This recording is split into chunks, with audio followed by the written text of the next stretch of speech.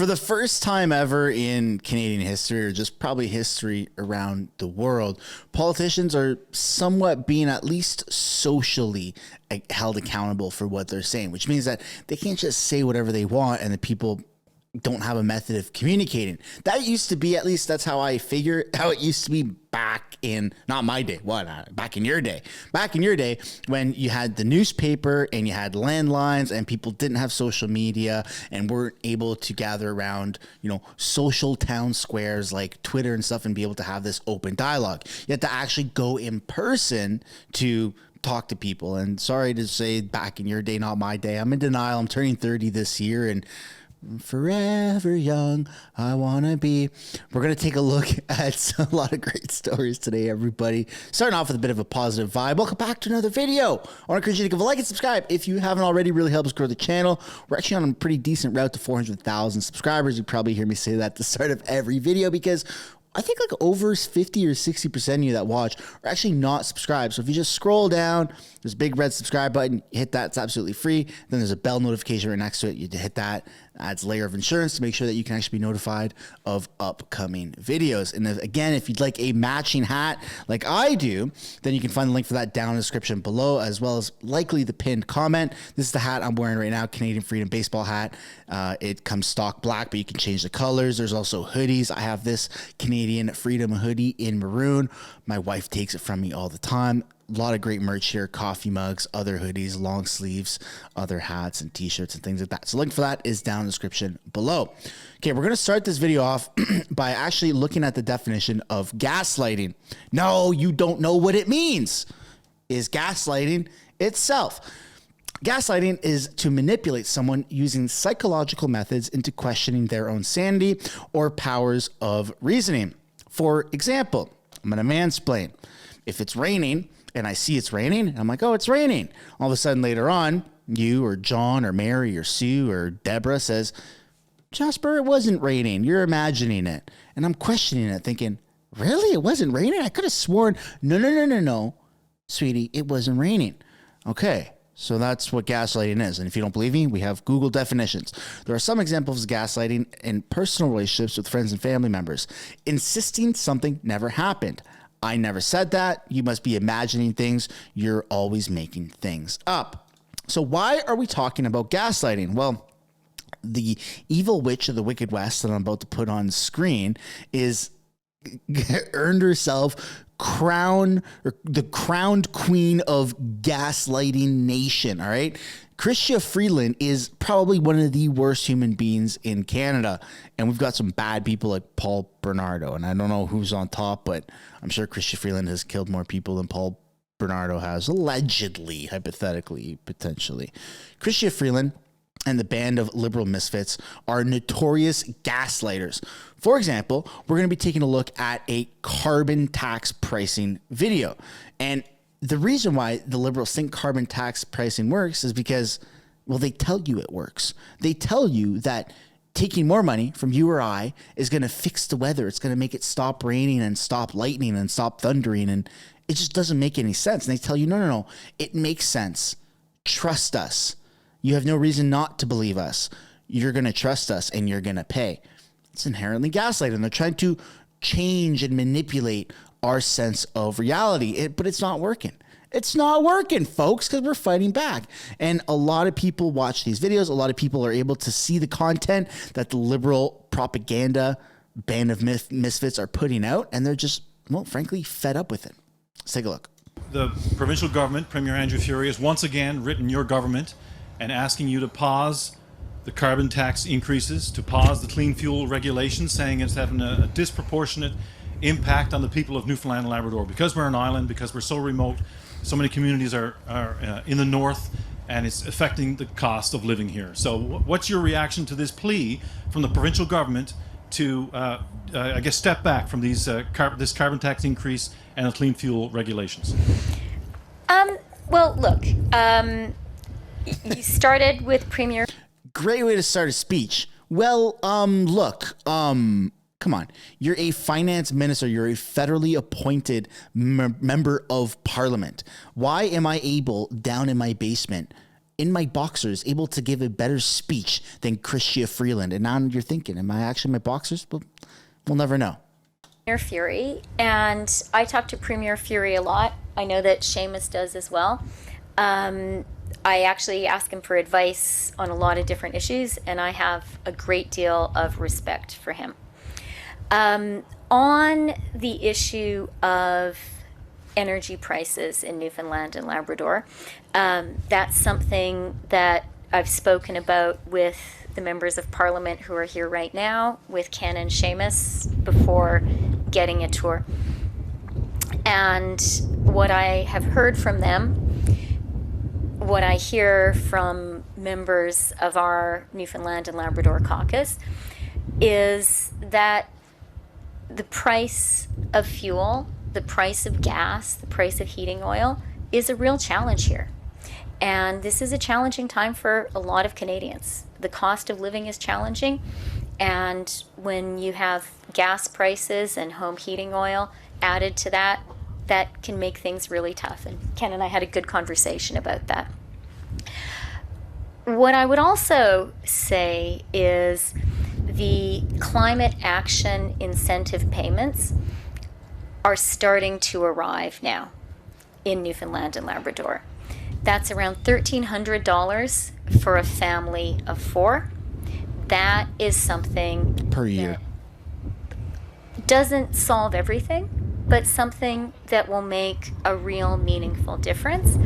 And for example, that family of 4 in carbon tax alone would be paying probably more than $3,000 additional per year at the minimum. So getting $1,200 back, you're getting less than half of what you paid in addition. So it's very weird manipulation of people's reality to think that this is actually good.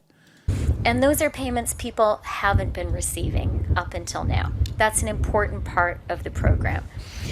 And then, the final thing I'd like to say is that I think it's really important for us to recognize that climate change is real. I know we all do. As a country, we've been visited by so many natural challenges. I know we all see that. And that climate action is important. Climate action is so important that we're going to tax you to death. I can't believe that they are sticking to this narrative. And people are standing up. Premiers are standing up and saying, this isn't good. We don't want this in our province. Now, the Canadian government actually has on their website how carbon pricing works. This is canada.ca. If you are interested in looking at this, by all means, go ahead. But they have this pamphlet here, which I've enlarged, how Canada's carbon pollution pricing works. Pricing carbon pollution is recognized as one of the most effective and efficient approaches to reduce the greenhouse gas emissions that cause climate change. Yeah, so paying more taxes is going to reduce climate change. Now, the reasoning is not because the taxes themselves are going to, get thrown into the ocean and you're going to put like gold bars at the bottom of the ocean and the ocean will be like, thanks for feeding me. I'll provide less tsunamis. That's not how it works. It's actually a method to squeeze people out. If it's getting too hard to, pay for gas, that's what they want. They want it to be too much for you to pay for gas so that you are forced to purchase an electric vehicle. But the weird thing about that is it costs more money to buy an electric vehicle than does a gas vehicle. So it doesn't make any sense. We're gonna take away $5 because you have to pay $70. Like it's weird, man. It doesn't make any sense. So, but of course, you can't expect anything less from people that say the budget will balance itself. It creates a financial incentive for people and businesses to pollute less. All right, that's from right here. So no, it doesn't create a financial incentive. It forces your hand so you have less money so that you're like, man, it's too expensive to fill up my car with gas or diesel or propane if you're like old school, and then you have to get an electric vehicle because charging an electric vehicle costs $10 and it goes, 400 kilometers versus, $60 to 150. Or if you got a, diesel van or truck than $250 or whatever it is. So massive differences in cost, yes, but the actual cost of a gasoline or diesel vehicle, just the chassis versus an electric one, huge difference in price. All the money from the federal price on pollution charged to fuel goes directly back to benefit Canadian families, businesses, farmers, and Indigenous groups in the same province or territory where it was collected. The federal pollution pricing system makes life affordable by returning money to families through a climate action incentive payments, with low and middle income families benefiting the most. And then it has a breakdown of the provinces that are paying on the federal system, receiving the climate action incentive payments 4 times a year. So the highest one would be Alberta with $386 4 times a year. So 36912, so $1,400, give or take a few pennies. So I don't know. I'd love to know what you guys think down below in the comments about this. Do you think the carbon tax is working? Are you for it? Or are you like, nah, I want my money. Keep your climate action crap out of my life. I'd love to know down in the comments where your take is on that, because it turns out professionals and economists say the carbon tax is actually helping fight climate change. This is back in February 18, 2021. Oh, yeah, that seems like forever ago. Some economists say the carbon tax is helping fight climate change, but it's too soon to know just how the carbon tax will affect emissions in the long run. When you tax something, you tend to get less of it, University of Calgary Associate Professor of Economics Trevor Tome said. So I don't know why they aren't just transparent about this, that, hey, the carbon tax is an incentive for you to not spend money on gas because it's costing you more. Why can't they just say that? They're trying to guise it as a gift. They're trying to wrap it up as a gift, as a present to Canadians, saying, you have been so good and everyone has paid their taxes so well. Let's reward you with paying additional taxes. It's very weird, and people have to wake up, because frankly, I want to spend less on taxes, and I'm not the only one that actually agrees with that. You may agree, and so do people in this video. Carbon tax, right? Yes. Which is not fair, I think, in my opinion. Carbon tax? Absolute disgrace. I actually didn't realize how much difference there was going to be between yesterday and today. I'm not sure if you can see the gas price here, but this is 125.9, because this video is from 4 years ago. Imagine how people are feeling today. As part of its national plan to put a price on carbon, the Trudeau government imposed its federal carbon tax on provincial holdouts that don't have their own plans: Saskatchewan, Manitoba, Ontario, and New Brunswick. It starts at $20 per ton. For gas, that means an extra 4.4 cents per liter. But the tax ratchets up every year until 2022, when it more than doubles. And the costs on fossil fuels will also filter down to all kinds of products. There's a tax rebate designed to offset those costs, but for those gassing up today, the sticker shock is real. My income really hasn't changed, so I will definitely notice it. $1.25 a liter. $1.25 a liter. And on Vancouver Island, when I was just there a few weeks ago, it was $2, sometimes even $2.05 or $2.10 per liter. Wow, we really took that for granted, didn't we? That's insane, actually. I feel like I'm looking at a Blockbuster sign or Zellers or Kmart, for crying out loud.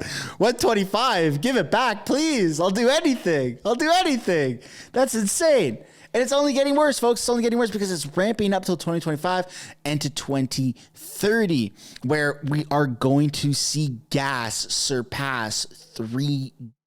I can guarantee it by the year 2025. So if you think gas now is unaffordable, if you think housing now is unaffordable, you think groceries are unaffordable, housing doesn't really have anything to do with the carbon tax. I don't know why I threw that in there. I just always throw in housing. It seems to be fitting since housing is so expensive.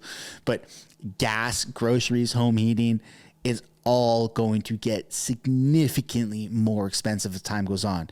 You can hold out for as long as you want. I'm holding out for as long as I can.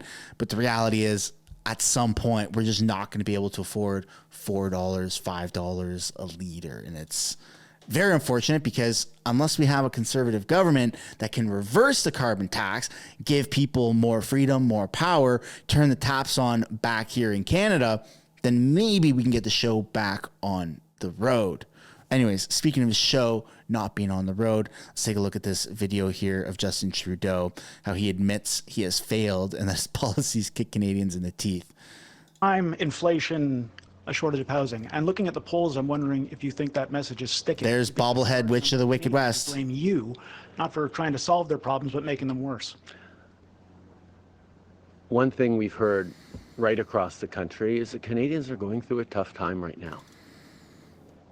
Inflation has given them a big kick in the teeth over the past year and a half, after the extraordinarily difficult situation that COVID was. And now interest rates causing huge challenges on home buyers and homeowners. And people are really feeling it. No wonder people are feeling anxious and upset. The question, of course, as politicians remains, what do we do when people are upset? How do we respond when people are fearful for their future, worried about their kids' prosperity, worried about their ability to pay their rent or buy groceries? What does leadership mean when people are hurting? Well, Mr. Poilievre has decided, let's make them even angrier. Let's give them a scapegoat. Let's point fingers and lay blame, because that's easy, and it is. That's not my approach. I'm sorry. Oh my God. I'm just so surprised that he's able to form any sort of sentences from a human that just seems to be so full of shit. This is what Justin Trudeau is. This is another great example. Boom! We just saw a primary example of gaslighting. There are so many times that Justin Trudeau has blamed the Harper government, that has blamed conservatives for blocking things, for ruining the economy in the past. The show is broken. Trudeau is a gaslighter. It doesn't matter how he does his hair with gel. It doesn't matter how soft he tries to put his voice. The reality is that he's a gaslighter, and everyone standing behind him right now is just as guilty for having a boss that is this bad and sadistic. Sorry, I couldn't contain my laughter. My bad. It hasn't been our approach as a government. Hasn't been our approach as a government to blame. That's all they do is they blame, they blame, they blame.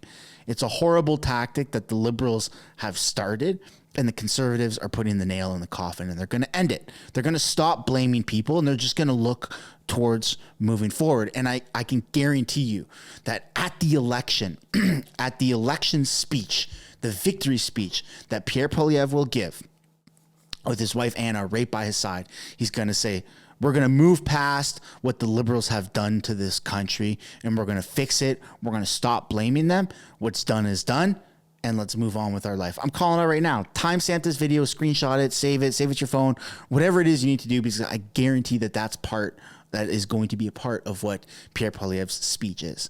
And that, ladies and gentlemen, is where we're going to end today's video. I'd love to know if you have any comments, questions, or concerns about any of the topics that I covered. Thanks for watching. Don't forget to give a like and subscribe if you haven't yet already. Consider turning the post notifications on, and I'll see you all in the next one. Bye for now. Thanks so much for making it to the end of the video. If you want to support the channel financially, you can do so by checking out the merch shop linked right up there. Or if you want to do something for free, which is also absolutely acceptable and highly encouraged, you can subscribe right there. If you want to continue watching videos like this, you can do so by clicking or tapping right there to watch the next upcoming video. And if you want to watch a little bit of different content, but also Canadian stuff, you can do so by clicking right up there. That's my second channel, House of Canada, also known as the House of Commons Highlights. Thank you so much for watching.